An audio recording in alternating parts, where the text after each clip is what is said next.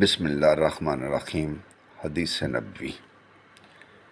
حضرت سہیل بن سعد سعدی رضی اللہ عنہ سے روایت ہے، انہوں نے فرمایا، جنگ احد کے دن رسول اللہ صلی اللہ علیہ وآلہ وسلم زخمی ہو گئے۔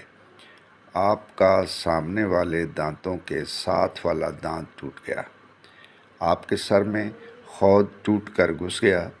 حضرت فاطمہ رضی اللہ عنہا آپ کے جسم مبارک سے خون کو دھو کر صاف کرنے لگیں، اور حضرت علی رضی اللہ عنہ ڈھال میں پانی لا کر ڈال رہے تھے۔